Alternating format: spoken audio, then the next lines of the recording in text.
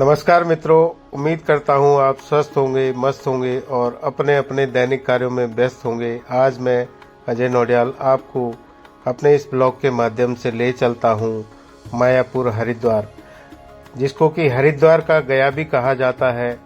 और माना जाता है कि जब विष्णु भगवान ने असुर गयासुर का वध किया था तो उसके शरीर का मध्य भाग, कंठ से नाभि तक का जो भाग होता है, यहाँ गिरा था। यहाँ एक शिला, जिसको पत्थर कहते हैं, शिला स्थापित है, जिसके बारे में मान्यता है कि इसमें स्वयं भगवान विष्णु का वास है। क्योंकि विष्णु जी के हृदय में माँ लक्ष्मी निवास करती हैं, इसलिए इस स्थान को अत्यंत कल्याणकारी माना जाता है। पिंडदान और श्राद्ध का यहाँ पे एक महत्वपूर्ण स्थान है। अपने पूर्वजों की आत्मा की तृप्ति और मोक्ष के लिए यहाँ पे पिंडदान किया जाता है। नारायण बलि पूजा, यदि किसी की अकाल मृत्यु, दुर्घटना या आत्महत्या हुई हो तो उसकी शांति के लिए यहाँ पे विशेष नारायण बलि पूजा की जाती है। पितृदोष निवारण, कुंडली में पितृदोष होने पर यहाँ शांति पूजा करवाना फलदायी माना जाता है। प्रेत योनि से मुक्ति के लिए ऐसी मान्यता है कि यहाँ पूजा करने से भटकती हुई आत्माओं को सद्गति प्राप्त होती है। और ये जो स्थान है देवपुरा मायापुर हरिद्वार, यह रेलवे स्टेशन से लगभग 2 किलोमीटर और हर की पौड़ी से लगभग 2.5 किलोमीटर की दूरी पर है। यहाँ पे सबसे अच्छा समय जो है पितृपक्ष होता है, जो श्राद्ध होते हैं 16 दिन के, और उस टाइम यहाँ पे पूजा कराना महत्वपूर्ण माना जाता है। इसके अलावा सोमवती अमावस्या को भी यहाँ भारी भीड़ रहती है। और यदि आप नारायण बलि या कोई विशेष बड़ी पूजा करवाना चाहते हैं तो यहाँ पे हमारे इस ब्लॉग में यहाँ से पंडित जी का आप कमेंट बॉक्स में डाल के यहाँ से नंबर प्राप्त कर सकते हैं। और आइए पंडित जी द्वारा यहाँ पे विधि विधान से बताया जाएगा कि इस पूजा का क्या महत्व है।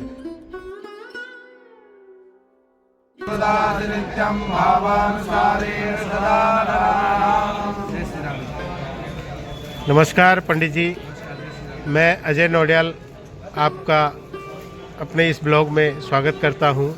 सभी पंडित जी को मेरे तरफ से आदर नमस्कार।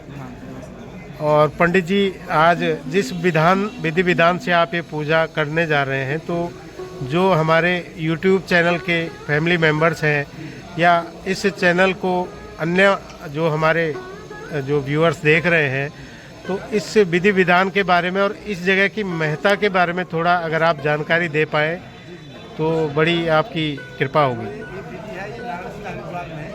भगवान का वक्षस्थल है जी। यहाँ पे विशेष करके पितरों के लिए कर्म किया जाता है। जी। कहते हैं अन्य क्षेत्र मितम पापम क्षेत्र विनश्यति। जी। अन्य क्षेत्र में कोई मरण हो गया हो, कोई कर्म कर गया हो, भगवान में पूरे क्षेत्र को मुक्त हो जाता है। जी। इस क्षेत्र की बहुत महत्ता है। इसको नारसिला कहते हैं। ये वशिष्ठ से 1 किलोमीटर आगे के आसपास। और ये भगवान के नारायण बलि कहते हैं, पंच नारायण बलि, इसको कहते हैं नारायण बलि। जी। और ये हरिद्वार में विशेष करके तीर्थम किसी क्षेत्र में किया जाए, बहुत बड़ी महत्ता है। लेकिन गंगा के तट पर एक अन्नपूर्णा फल है और उसमें भगवान नारायण के तट पे उसके स्थान पे तो वो मुक्ति है। किसी की भी यहाँ नारायण बलि होती है तो इसको जो भगवान उसको मोक्ष देते हैं, ऐसे मानते हैं, होता भी है। जो ये हम कर्म कर रहे हैं ये पंच नारायण बलि के अंदर आता है। अब प्रश्न ये आता है कि नारायण बलि किसकी करें, किसके लिए होता है। एक तो नारायण बलि ऐसा होता है, कोई कार एक्सीडेंट से मर गया, अकाल मृत्यु हो गया, जल से हो गई, अग्नि से हो गया, या कोई रोग व्याधि कैंसर से हो गई, या सया में मर गया, या कोई कैंसर इत्यादि व्याधि से हो गया, तो उसकी जो है अकाल मृत्यु जो प्राप्त हुआ, या व्याघ्र से या सर्प से डसने से, जल में डूबने से, अग्नि जलने से, उसके लिए जो है नारायण बलि होती है। विशेष करके उसके महत्व है। तो कहते हैं अगर उसकी अकाल मृत्यु हो तो उसको मोक्ष नहीं मिलता है। नारायण बलि करने से उसको मोक्ष प्राप्त हो जाता है, इसीलिए ये नारायण बलि होती है। तो इसमें पूजा विधान में कितना समय लगता है और कितने जो है पंडित जनों द्वारा ये पूजन किया जाता है? इसमें समय 3 से 4 घंटे की नारायण बलि होती है। जी। 4 घंटे मान के जी। इसमें पंच नारायण बलि 5 पंडित, तो 5 ब्राह्मणों के द्वारा ये नारायण बलि होती है। 5 ब्राह्मण आप देख रहे हैं यहाँ बैठे हुए हैं।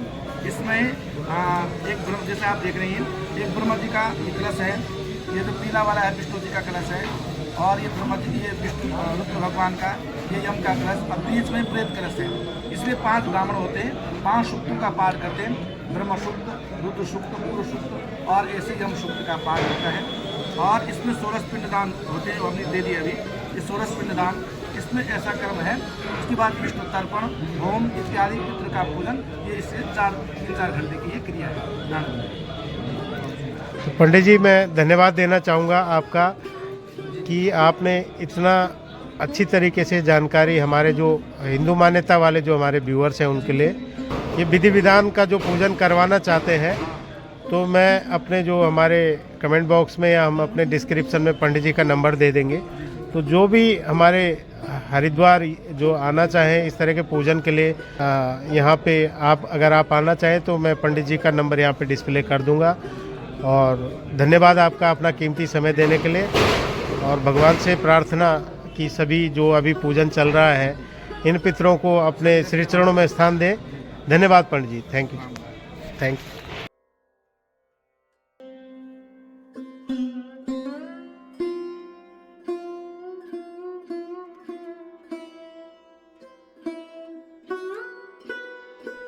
उम्मीद करता हूँ आपको हमारे द्वारा दी गई ये छोटी सी जानकारी पसंद आएगी। पसंद आए तो इस वीडियो को लाइक करें, शेयर करें, सब्सक्राइब करें और हमारा उत्साह यूं ही बढ़ाते रहें।